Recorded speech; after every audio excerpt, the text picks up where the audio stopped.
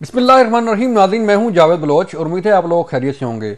Cipher साजिश case में तहरीक इंसाफ के साबिक चेयरमैन ने ख्वाहिश का इजहार किया है कि जनरल बाजवा को तलब किया जाए, उनसे पूछा जाए कि ये साइफर साजिश केस था क्या, ये साजिश क्या अमेरिका में तैयार हुई थी या पाकिस्तान में तैयार हुई थी, पीडीएम ने तैयार की थी या जनरल बाजवा ने तैयार की थी।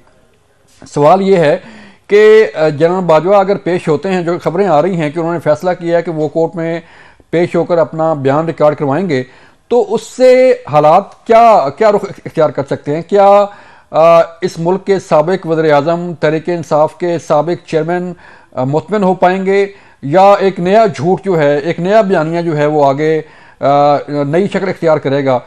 देखना यह है कि दूध का दूध जो है वो पानी का पानी होने जा रहा है कि नहीं होने जा रहा। फिर सवाल ये पैदा होता है कि इलेक्शन करीब हैं, 8 फरवरी इलेक्शन होने जा रहा है, लेकिन सियासी जमातें जो हैं वो क्यों मुतमईन नज़र नहीं आती?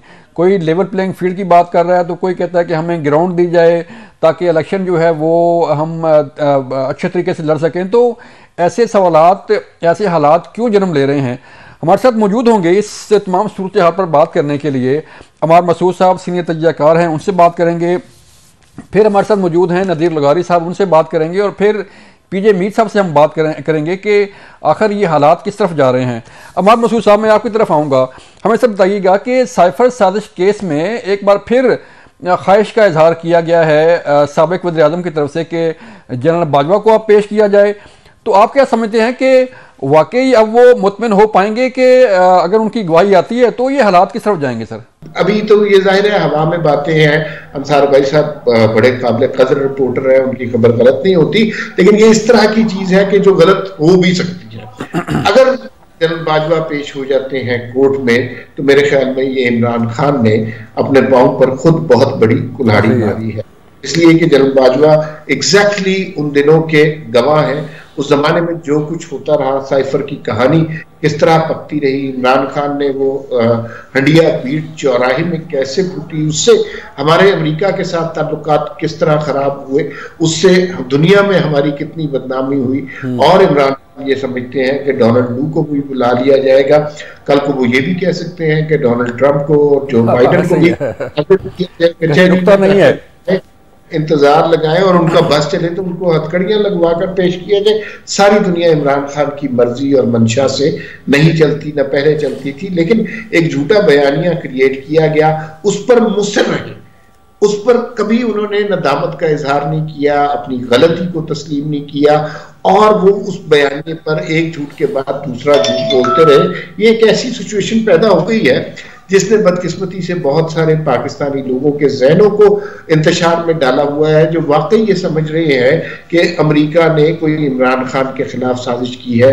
हमारे जितने लोग, जितने रिपोर्टर्स अमेरिका में मौजूद हैं, वो कहते हैं कि अमेरिका में किसी को खबर भी नहीं है और ना ही कोई जानना चाह रहा है कि पाकिस्तान में इमरान खान के हवाले से क्या हो रहा है। तो एक साजिश पकाई गई थी, उस साजिश का मकसद सिर्फ अपनी जान बचाना था जो नहीं बच सकी। और दिन ब दिन उस साजिश के अंदर से, मतलब आपने कभी देखा है कि कभी वो डोनाल्ड लू था, कभी नवाज शरीफ था, कभी आसिफ जरदारी था, कभी जनरल बाजवा थे, कभी कोई डर्टी हैरी था। ये साजिशों के नाम बदलते रहे।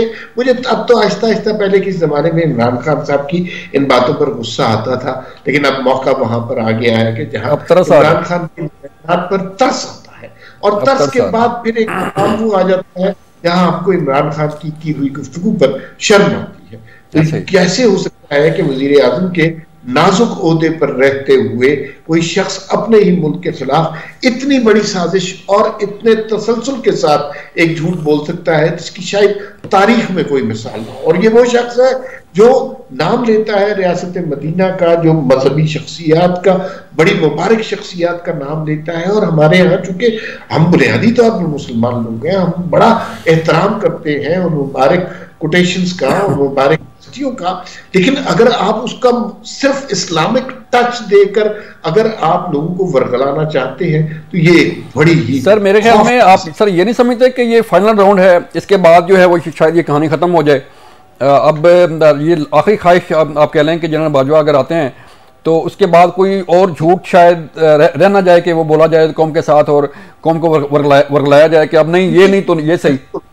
नहीं नहीं, मेरे ख्याल में जनरल बाजवा के अलावा कोई भी आ जाए यहाँ पर, जिस शख्स ने ये तस्लीम नहीं करना, जो इतनी बड़ी साजिश घड़ सकते हैं, आपके ख्याल में क्या वो अपनी गलती तस्लीम करेंगे?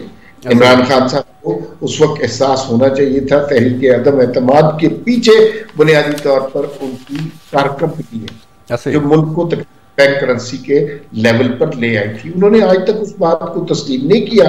तो आपके ख्याल में कि जनरल बाजवा अगर आ भी गए, ये देखिए ये झूठ बड़ी महारत से बोलते हैं। आप अगर इनसे बात करें और इनका झूठ पकड़ने के लिए आप तहकीक करें, तो जब तक आप उस तहकीक के नतीजे पर ये साबित करते हैं कि वो झूठ है, उस वक्त तक वो उससे बड़ा झूठ बोल चुके होते हैं। उसके पीछे भागेंगे वो उससे बड़ा झूठ बोल चुके हैं। तो कैंपेन इसी तरह चलती है, ये मुतमईन नहीं हो। चलें सर, मैं लघौरी साहब को, अमार साहब मुझे अगर अलाउ करें तो मैं लघौरी साहब को शामिल गुफ्तगू करूंगा। लघौरी साहब, आप भी सर जो है वो गहरी नजर रखते हैं, आपके सामने हालात वाक़यात आपके सारे सामने हैं, तो झूठ तर झूठ और कौम कब तक ये झूठ के सारे चलेगी? और पार्टियां जो है वो एक तहरीक इंसाफ, जिसे बहुत बड़ी पार्टी कहा जाता है मुल्क की, तो इतने फॉलोअर्स हैं उनके, तो ये झूठ पे मबनी सोशल मीडिया जो है वो फिर झूठ दर झूठ ये कब तक चलेगा सर? बात ये है कि हमारे यहाँ चूंकि झूठ राइज हो चुका है और सिक्का राजुल वक्त बन चुका है, तो उसके अब पाँव भी हैं, आंखें भी हैं और उसके जुबान भी है और बोलता भी है। झूठ हमारे सामने बोलता है, सर चढ़कर बोलता है। हमारे मसूद साहब ने बहुत ज़बरदस्त बात की है, लेकिन ये हमें ज़रूर सोचना है कि जो भी अवामिल थे इनके जाने के उसको अलग रखते हैं, जो उनके आने के अवामिल थे। यस, असल में तो मामला ये था, जब जनरल बाजवा साहब वहां पेश होंगे और वहां से इस्तगासा जो है वह सवाल करेगा, क्या वो ये सवाल करेगा जनरल बाजवा साहब से कि हुजूर वाला जरा ये बताइए कि आपने इस शख्स से जिसने आपको अदालत में बुलवाया है, इसके इक़्तिदार के लिए आपने क्या सहूलतकारी की? उस वक्त के जो आपके बहुत करीबी थे उन लोगों ने क्या सहूलतकारी की? और जो हसास इदारों में हसास पोजीशन पर मौजूद थे वो क्या सहूलतकारी कर रहे थे? और तारीख अज़म एतमाद के बाद तक भी सहूलतकारी जारी थी। क्या जनरल बाजवा साहब इस बात की तरदीद करेंगे कि ये जो सूबाई हुकूमतें तोड़ी गई उनके मशवरे पर तोड़ी गई, ये अला लेनान रिकॉर्ड हैं, ये बताएंगे? क्या सियासी अदम इस्तेहकाम का शिकार करने के लिए साबिक वजीर आज़म ने जो कुछ भी किया है, क्या ये किसी के इल्म में नहीं है? क्या ये नहीं जानते हैं सबके एक ऐसे शख्स ने जिसने वज़ारत उज़्मा के मनसब तक रसाई हासिल की और फिर पाकिस्तान में तमाम अक़दार को पामाल किया, आइन को एब्रोगेट किया, सबवर्ट किया, अबाइंस में रखा और आइन पर अमल दरामद को रोका और फ्लोर ऑफ द हाउस पर रोका? सही है।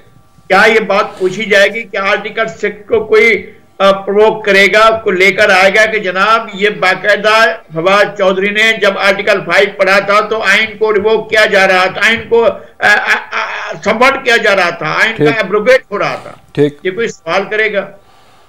मतलब ये कि ये जिस तरह से ये खत्म कर रहे थे, कोर्ट आई थी और कोर्ट रात को लगी थी और ये उस पर चीखे भी थे जी, तो कोर्ट जो है, अगर कोर्ट ने कोई एक्शन लिया था, हमें सिर्फ कोर्ट के इसी इक़दाम की तारीफ है, इसलिए कि आइन को दबोने का और आइन को एब्रोगेट करने का और आइन को एक तरफ फाड़ कर फेंकने का जो अमल हो रहा था फ्लोर ऑफ द हाउस पर, उसको सुप्रीम कोर्ट ने रोका था।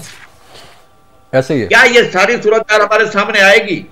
लेकिन ये बताया जाएगा? आखिरी बात मेरी लेकिन लगारी साहब, क्या जनरल बाजवा साहब से कोई ये सवाल पूछेगा कोर्ट के अंदर कि जनाब ये किसने इस लाडले के हाथ में वो साइफर थमाया था और ये भी कहा था कि जाएं ये साइफर अवाम को दिखाकर बताएं कि ये जो है ये अमल हो रहा है? आपकी बात ठीक है, आपकी बात ठीक है कि ये हैरानकुन वाकया था कि एक ऐसे शख्स को वज़ारत उज़्मा के ओहदे पर बिठाया गया, एक ऐसे शख्स को जो है वो कलमदान दिया गया वज़ारत उज़्मा का और इख्तियार दिया गया, लेकिन उसने उस इख्तियार को ऐसे इस्तेमाल किया कि बस मुल्क की जो है वो तबाही फिर गई।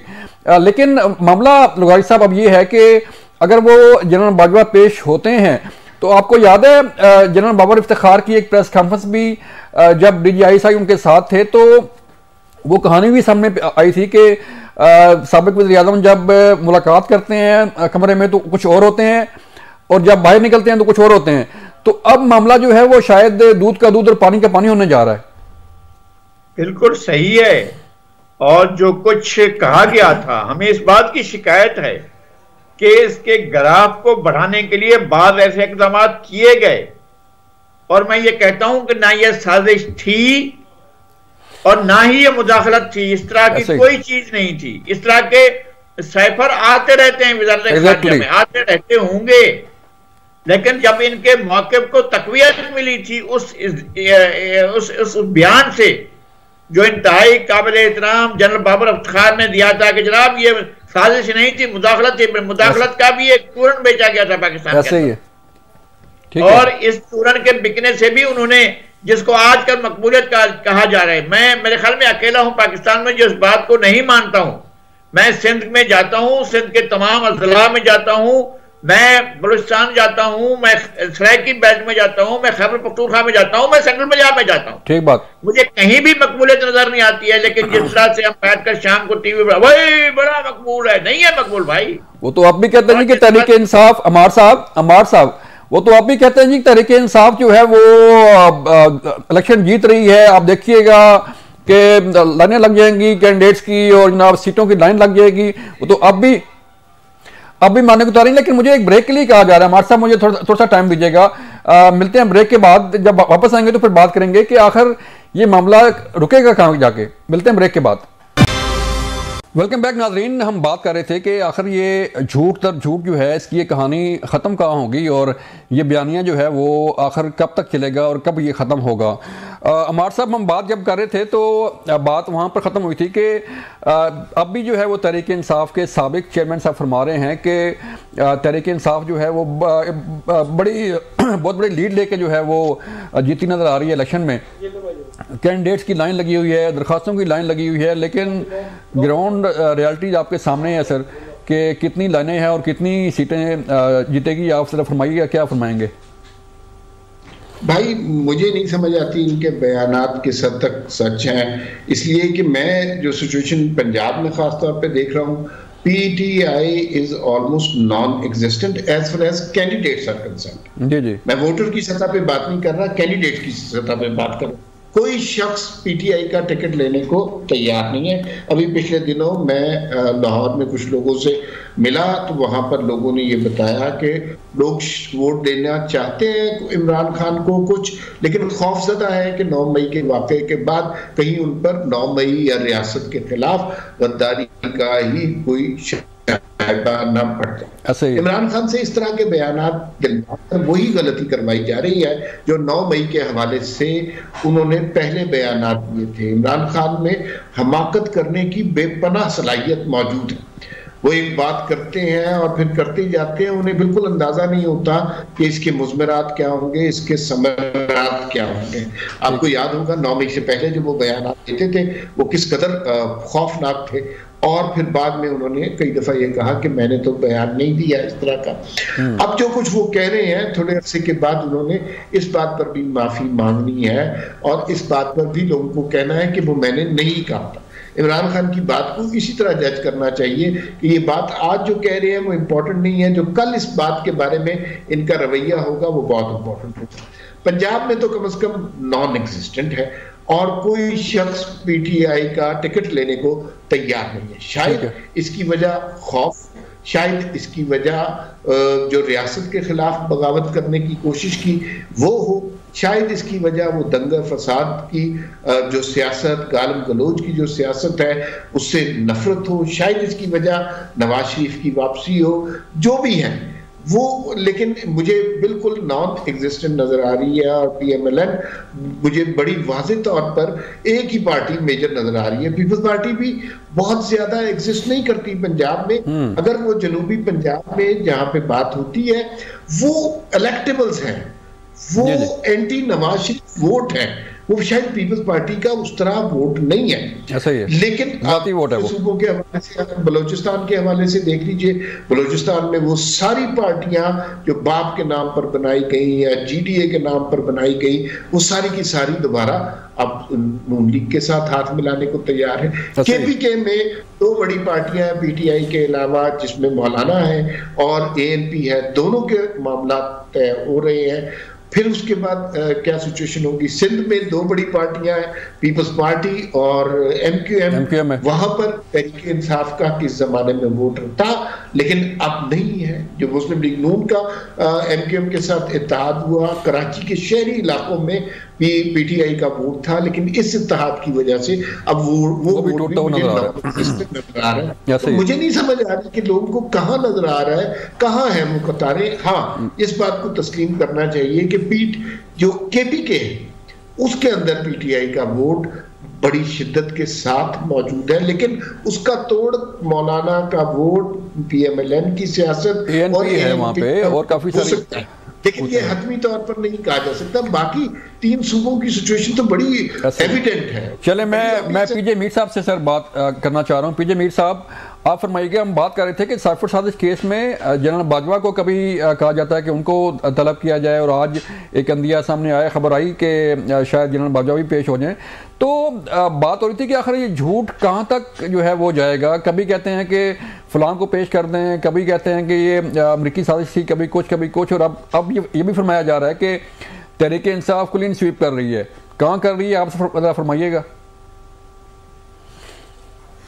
देखें, थ्योरेटिकली सबका राइट है कि हम जीतेंगे, हम क्लीन स्वीप ले लेंगे, हम ये कर देंगे, वो कर देंगे। वेरी गुड, ये पीपल्स पार्टी भी कह रही है, PMLN भी कह रही है, सब कह रहे हैं, PTI भी कह रही है, fine. But the question is, ये तो आपको रिजल्ट मिलेगा जिस दिन वोटिंग होगी। और मेरा नहीं ख्याल है कि अब आप किसी पॉलिटिकल पार्टी पे चले जाए। अब जो जिनके इलेक्टेबल्स की बात करते हैं, इलेक्टेबल्स तो बेसिकली इस वक्त आप उनको कह लें ये सारे रिडंडेंट है, बिकॉज दे हैवंट डिलीवर्ड। अगर ये डिलीवर कर जाते अपने कामों के अंदर अक्रॉस द बोर्ड, जिस मर्जी पार्टी में काम करें, तो वो पार्टी उसका आप एक ऐसा फेस देखते कि लोग कहते नहीं यार ये करने वाले हैं। तो ये मैं समझता हूँ कि ये डूअर्स की अब टाइम आ गया है। और Nawaz Sharif as much as I know him, ये एक डूअर है, इन्होंने किए हैं काम, ये करेंगे काम, आई होप दे करेंगे। लेकिन जो टीम है नीचे, he needs to be reviewing his team. Peoples Party review नहीं किया, अंकल्स बाहर हुए और Peoples Party down the drain चली गई। आज वही बात हो रही है जो बिलावल का एक स्टेटमेंट है कि, और उनके कई हैं कि जी नए लोग लेके आए, ये वो। देखो, पुराने लोग जो होते हैं वो आपका पिलर होता है, नए लोग बिल्कुल लेके आओ, but they do not know the art of governmental work. ये उस पर टाइम लगता है टू मैच्योर, और ये टाइम जो है ये यंगस्टर्स के पास नहीं है। They need guidance from the old experience hands, और यही पीपल्स पार्टी आज मार खा रही है। इनके जो स्टॉलवर्ड्स हैं, आपने उनको बिल्कुल पीछे धकेल दिया है, and you expect that the younger people should come out। और यार अब तो लोगों को, कई जो नई जनरेशन है उनको ये भी नहीं पता कि भुट्टो साहब कौन थे, they don't even know। So ये ओल्ड गार्ड होता है जो कि उसको रिवाइव करता है, उसको एक सेट करता है, एक प्लेटफॉर्म सेट करता है। सो ऑल अराउंड, ये जब नवाज शरीफ बाहर गए थे, 3 दफा है ना प्राइम मिनिस्टर, 4.5 साल इनका एक टेन्योर रहा है। अब इस 4.5 साल के अंदर इनको लाया, निकाला, एग्जेक्टिव ने निकाला, आर्मी ने निकाला, जुडिशरी ने निकाला, अब now he is back. So what will you do, what are you expecting from him? लोगों को सब पता है। Well, I hope he does well, you know, everybody is there. अब हमें चाहिए डिलीवरर्स, हमें चाहिए doers, whether they come on a PTI vote और whether they come on a Noon और Peoples Party vote. That is the question. ये जो बात की बात है, हम ये कर देंगे, वो कर देंगे, ये सब कहते हैं, हम रोटी कपड़ा लाएंगे, येलो कैब लाएंगे, करप्शन खत्म करेंगे। These are election gimmicks. हमने देखना है कि who delivers. This is the period of deliverance, और डिलीवरेंस एक ही तरीके से आएगी when everybody sits together। ये नहीं कि मैं करूंगा, अब मैं का वक्त खत्म हो गया है, इट्स हम मिलके करेंगे। ऐसा ही है। लेकिन मुसीबत ये है कि ये तो बड़ी अच्छी बातें हो गई हैं, इलेक्शन जब होंगे इनको कोई एक्सेप्ट नहीं करेगा। नोट कर लो आप, no one will accept these elections. ये आज बैठेंगे, मेमोरेंडम ऑफ अंडरस्टैंडिंग करेंगे, regardless of who wins we will accept the elections, not be critical, not criticise, फिर आपके पास कोई होप है। क्योंकि जो हुकूमत आएगी वो अंडर द, वो कहते हैं ना, गिलोटिन होगी। नहीं जी, इन्होंने कुछ नहीं किया अभी 6 महीने, या आप शुरू में इसके पीछे पड़ गए थे केयर टेकर्स के, ये तो फिर भी बेहतर काम कर रहे हैं, तो इनका तो काम फिर भी कंसिडरेबली बेटर है। ऐसे ही है, you know, because they are not elected, they are selected. तो उस लिहाज से नुक्ता बड़ा अच्छा, पीजे मीर साहब आपका बड़ा अच्छा पॉइंट है, बड़ा अच्छा पॉइंट है। लुगारी साहब, मैं आपकी तरफ आना चाहूंगा इसी पॉइंट पे कि जो बात कर रहे हैं पीजे मीर साहब के शायद कोई जमात जो है वो इलेक्शन तस्लीम ना करे, जैसे पीपल पार्टी जो है कह रही है लेवल प्लेइंग फील्ड नहीं मिल रही, कोई पार्टी कह रही है हमें फील्ड ही नहीं मिल रही, तहरीक इंसाफ अपना रो रही है कि हम क्लीन स्वीप करेंगे। तो किस हद तक ये पॉसिबल है कि तमाम सियासी जमातें मिल जाएं, बैठ जाएं कि इलेक्शन का रिजल्ट जो भी हो हर बंदा तस्लीम करेगा और मिलके चलेगा? नहीं, अल्टीमेटली यही होना है जो मेरे सब कह रहे हैं ना।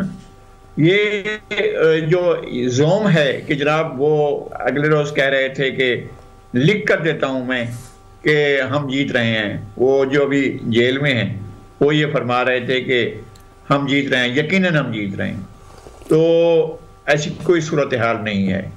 मैं एक तो ये कि पूरा पाकिस्तान हम घूमते हैं फिरते भी हैं, हमें मालूम है पाकिस्तान की सूरत हाल, ऐसा नहीं है कि हम बिल्कुल आंखें बंद करके बैठे हुए हैं। ठीक है, सिंध को मैं जानता हूँ, बलूचिस्तान को जानते हैं हम, सराइकी बेल्ट को, पंजाब को, खैबर पख्तूनख्वा को, पाकिस्तान इसी का नाम है ना, जहाँ पर और जो भी इलाके अलग जहाँ नए सूबे और या हमारा कश्मीर है या गिलगित बल्तिस्तान है, ये हमारे सामने की बात है, एक एक चीज हमारी देखी हुई है। तो इसमें से कोई ऐसा अनहोनी बात नहीं होने वाली है। यहाँ पर वही होगा जो इससे पहले होता रहा है।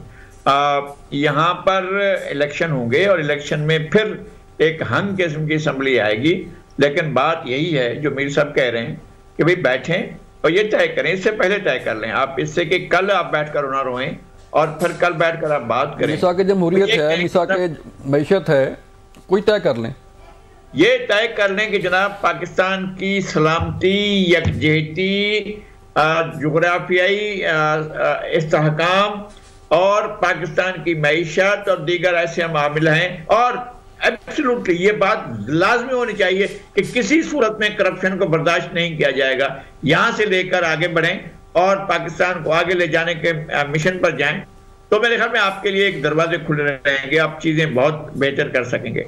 और जिद, अना, खुद परस्ती, अना पसंदी, हट धर्मी सियासत के अंदर नहीं चलेगी और नहीं चली है, आपके सामने की बात है। तो और जो कुछ 9 मई को हुआ था, जी 9 मई के बाद 10-11 मई को जब वो दोबारा आए थे तो क्या कहा था? यही कहा था कि जो कोई 9 मई को हुआ, ये दोबारा अगर मुझे गिरफ्तार करोगे तो फिर यही होगा।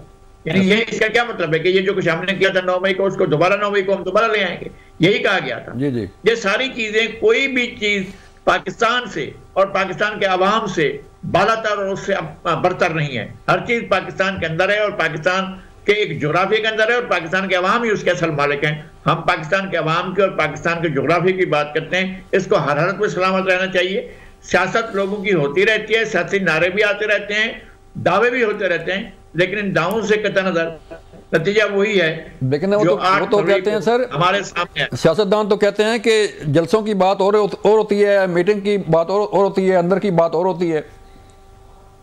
नहीं, ये होता है। इससे पहले हमने 2018 में देखा था, इलेक्शन नहीं हुए थे, वो इलेक्शन बनाए गए थे, वो इलेक्शन बनाए गए थे और नताइज दिए गए थे। ये बात अगर कोर्ट ऑफ द लॉ में जब पेश हो, इंतहाई काबिल एहतराम जनरल कमर जावेद बाजवा, तो आकर बताएं ना कि किस तरह से इलेक्शन बनाए गए थे।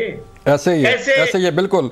लुगारी साहब, मुझे एक ब्रेक के लिए सर कहा जा रहा है, मुझे एक ब्रेक के लिए सर कहा जा रहा है, मैं वापस आऊंगा, मैं वापस आपके पास आऊंगा तो बात करेंगे कि वाकई ये सियासी जमातें मिल सकती हैं मुल्की मुफाद की खातिर, अवाम की खातिर, कि मुल्क को तरक्की की राह पर जो है वो गामजन किया जाए। मिलते हैं ब्रेक के बाद।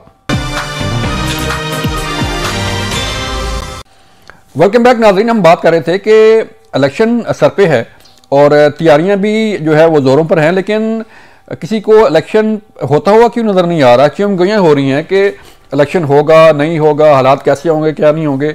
पीजे मीर साहब, आपकी बड़ी गहरी नज़र है, आपने मुख्तलिफ इलेक्शन देखे, मुख्तलिफ इलेक्शन कवर भी किए, आप की बड़ी गहरी इस पे नज़र है। आप बताएं कि 8 फरवरी इलेक्शन शेड्यूल जो है अनाउंस होने जा रहा है चंद दिन बाद, लेकिन ये चीज़ें गोइयाँ क्यों हो रही हैं? क्यों यकीन नहीं आ रहा है सियासी जमातों को कि वाकई ही कोई इलेक्शन होने जा रहे हैं?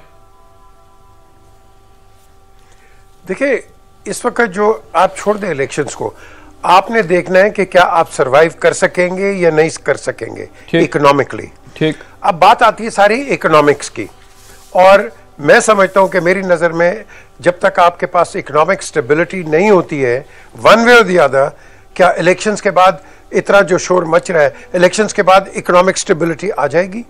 भाई जो लेके आए गिव अस अ प्लान, को प्लान बता दें। हर बंदा, देखो हमें लालची, हमें बहुत लालची, हर बंदे को लालच है। आपने देखा है कि अगर कोई जाएगा किसी फंक्शन पे जाए, हम इतने लालची हैं कि हमने फ्रंट सीट पे बैठना है, हम बैक सीट पे नहीं बैठने वाले। आप ये मोटरसाइकिलिस्ट को देख ले, कोई ड्राइवर को देख ले गाड़ी का, वो सबसे पहले ट्रैफिक लाइट पे पहुंचने की कोशिश कर रहा है। एक उनके पास टारगेट है कि ट्रैफिक लाइट पे पहले पहुंचो, फिर खड़े रहेंगे, वहां जाएंगे नहीं आगे, हॉर्न पीछे से बज रहेंगे। This is our mentality. ये मेंटालिटी जब आप इसको बैकफुट पे नहीं लेके आएंगे, you will not develop, because everybody wants to be the chief, and और उसके साथ वो कहते हैं ना कहावत, नॉट इनफ इंडियंस। सो इसके अंदर जब तक आप सब्र पेशेंस नहीं दिखाएंगे, आप आगे नहीं बढ़ सकेंगे। हर एक को शौक है कॉरिडोर्स और पार्क के अंदर आने का, उससे पहले लॉलीपॉप्स देने का, और जब आए कोई मिलता है आपको, ये नहीं करेंगे यार। ये देखो ना, ये इसीलिए तो पीपल्स पार्टी ने ज्वाइन नहीं किया था पीडीएम को, वो अलायंस पार्टनर जरूर थे, ज्वाइन नहीं किया था। फ्रंट लाइन पे इन्होंने पीएमएलएन को रख दिया, सारी ब्लेम गेम पीएमएलएन पे डाल दी कि इन्होंने किया है। और भाई आप भी तो से ना साथ गवर्नमेंट पे, क्या आपका कोई रोल नहीं है? Were you not partners in this? Why segregate one party? So इस लिहाज से आपकी जो एक थिंकिंग आती है, पॉलिटिकल थिंकिंग, कि आप यूनाइटेड हो नहीं सकते। आपने पहले कोशिश की, पीएमएलएन पीपीपी दोनों ने कोलिशन बनाई, क्या हुआ? पीएमएलएन बाहर निकल आई। दोनों के अपने अपने नजरियात हैं। ऑपोजिशन में अगर इकट्ठे हुए तो एक आदमी के लिए हुए, वो आदमी साइड पे हुआ, फिर आप साइड पे हो गए। So the question here arises कि क्या पाकिस्तान का कोई सोचता है कि चलो यार इसको आने दो, सो व्हाट? तो यही मैं बार बार कहता हूं, पहले खुदा के लिए अंडरस्टैंडिंग क्रिएट कर लो ताकि पाकिस्तान के लिए हम काम करें, not because of a political party. ये तो सब पार हंगरी हैं, ऐसे ही, and they will remain power hungry. चलें लखवारी साहब, मैं सिर्फ आपसे पूछना ये चाह रहा हूं कि नवाज शरीफ जो है वो दो जो उनके रेफरेंस थे उसमें बरी हो चुके हैं। अब आखिरी जो है एक रेफरेंस रह गया जिसकी आज तारीख थी, उन्होंने तारीख भुगती और मंगल तक समाअत मुलतवी होगी। क्या लग रहा है सर, नवाज शरीफ साहब को रिलीफ मिलता नजर आ रहा है आपको? और वाकई जो उनका एक प्लान जो है कि नवाज शरीफ चौथी बार वज़ीर-ए-आज़म बनने जा रहे हैं, कुछ ग्राउंड रियलिटीज सर सामने नजर आ रही हैं? बात तो यह है कि जो रिलीफ मिल रहा है वो रेफरेंसेस में और केसेस में मिल रहा है। आपको याद होगा कि सुप्रीम कोर्ट ने जब इनके खिलाफ पनामा केस की समाअत शुरू की थी, और उस वक्त जो 5 रुकनी लार्जर बेंच था, उस बेंच को जो हेड कर रहे थे वो और उनके साथ एक और जज साहब, 2 जज साहबान, और दोनों बाद में चीफ जस्टिस भी बने। उन दोनों ने पहली हियरिंग के बाद ही नाअहल करार दिया था। फिर एक जेआईटी बनी थी, जेआईटी की रिपोर्ट के बाद बाकी 3 जज साहबान ने भी नाअहल करार दे दिया था। फिर ये रिव्यू में गए थे, रिव्यू में भी इन्हें नाअहल करार दिया गया था ताहयात। अब ताहयात नाअहली को ये किसी की तरफ से नहीं है, ये लोअर कोर्ट की तरफ से नहीं है, ये हाई कोर्ट की तरफ से नहीं है, ये सुप्रीम कोर्ट की तरफ से है। सुप्रीम कोर्ट के लार्जर बेंच ने नाअहल किया और लार्जर बेंच ने ही ताहयात नाअहल किया है। बाकी केसेस में चले जाएं आप, उनकी गुलू खलासी हो गई, जेल से बाहर आ गए, आराम से रात को सोएंगे, लेकिन इलेक्शन में कैसे जाएंगे? इस फैसले को कौन जो है वो खत्म करेगा? इवन अब तो सुप्रीम कोर्ट भी खत्म नहीं कर सकता, इसलिए कि रिव्यू खत्म हो चुका है ना। ऐसा ही है, रिव्यू में भी उन्हें नाअहल करा दिया गया, ताहयात नाअहल करा दिया गया था। जी जी। और अगर सुप्रीम कोर्ट का लार्जर बेंच बनता है तब भी, फुल बेंच बनता है, तमाम के तमाम जज साहबान बैठे, तब भी ये नहीं हो सकता है कि उन्हें अहल करार दे दें। अब क्या होगा? फिर आइन में आप कोई तरमीम लाएं कि जनाब ऐसी सूरत में कोई फैसला हो गया हो तब भी उसका हल करा दिया जाएंगे, लेकिन अब तो है नहीं सर, असेंबली एग्जिस्ट नहीं करती है, तो आप ये भी नहीं कर सकते हैं। जी जी। इस वक्त सबसे बड़ा मसला ये है कि जनाब मियां नवाज शरीफ साहब के कागजात नामजदगी कैसे कबूल होंगे? करें 5 साल की मुद्दत है, न्यायालय की मुद्दत 5 साल होगी सर। नहीं, वो हो जाए, लेकिन सजा हो चुकी है और आप माजी में जाकर रिव्यू भी नहीं कर सकते हैं, सजा हो चुकी है, ये आप नहीं जा सकते। ये जो आपका भी प्रैक्टिस एंड प्रोसीजर एक्ट बना था, उसको जब वो किया गया तो उसके ऊपर ये फैसला हुआ है कि मुअस्सर माजी नहीं होगा। वो जो माजी में नाअहल हो चुके हैं वो अब भी नाअहल हैं, उनकी नाअहली नहीं हो सकती है, ताहयात नाअहली 5 साल में तब्दील नहीं हो सकती है। ठीक ठीक। अब वो नाअहल हैं। पीजे मीर साहब आप क्या कहेंगे सर? पीजे मीर साहब आपकी राय क्या है सर कि ये वाकई 5 साल की न्यायालय हो सकती है या सुप्रीम कोर्ट जाना पड़ेगा दोबारा? नहीं, सुप्रीम कोर्ट भी नहीं कर सकती। आपको लगाड़ी साहब ने सब कुछ बता दिया है, he's told you everything and that's how it is। लेकिन अभी जो एक सवाल उठ रहा है, ये भुट्टो साहब का केस जो आज जिसकी समाअत वो कह रहे दोबारा करेंगे, अब ये किस बेसिस पे करेंगे? क्या ये रिव्यू करेंगे? ये जो भुट्टो साहब का भी केस आ गया है कि उनके साथ ज्यादती हुई है, गलत हुआ है, जो भी हुआ है, अब ये क्या इसको रिव्यू करेंगे, क्या करेंगे? ये तो अब डिपेंड करता है ना। लेकिन ना एक जो आर्गुमेंट जो है जो लगारी साहब ने दी है, वो एक आर्गुमेंट स्टैंड करती है एज ए लीगल पॉइंट। ठीक। दूसरा अब बात आती है कि वो लीगल पॉइंट है, तो ये फिर ये क्या करेंगे? देखो ना, इसके अंदर डायकोटमी आएगी कि how will you handle it, तो फिर उसके बाद और शोर होगा। सो आई डोंट नो, ये बड़ा कंफ्यूजन हमने अपने आप में क्रिएट कर दिया है, और इस कंफ्यूजन के अंदर जो आवाम है आपने इसको डायसेक्ट कर दिया है। आवाम कहती है भाई हमें रोटी कपड़ा मकान एंड एम्प्लॉयमेंट और हर चीज दो, लेकिन आप और मैं, हम सारे लगारी साहब बैठ के हम वो पॉलिटिकल डिस्कशन कर रहे हैं जिसका सोल्यूशन सामने नजर नहीं आ रहा, क्योंकि अब तो हमने हर इदारे को अपने गवर्नेंस के अंदर इन्वॉल्व कर लिया है, हर इदारे को, starting from the military, starting from your this other side, judiciary and politics तो है ही आपके सामने। ऐसा ही। तो इसका सोल्यूशन क्या है? सोल्यूशन एक ही है, इंसान के बच्चे की तरह सा बैठ जाओ, खुदा के लिए पाकिस्तान का सोचो। बिल्कुल ऐसे ही, बिल्कुल ऐसे। सर बहुत शुक्रिया पीजे मीर साहब, हमारा टाइम खत्म हो गया, आपके वक्त का बहुत शुक्रिया। लगारी साहब आपका शुक्रिया, अमाद मंसूर साहब आपका शुक्रिया। बात सिर्फ एक ही है कि मुल्क के लिए कौन इकट्ठा हो सकता है, मुल्क के लिए कौन जो है वो क्या कर सकता है, सोचने वाली बात यही है। यही हमारे आज की तजियाकारों की मुतफ़िक़ा राय थी कि सबको एक होना पड़ेगा मुल्क के लिए, अवाम के लिए। अपना ख्याल रखिएगा। अल्लाह हाफ़िज़।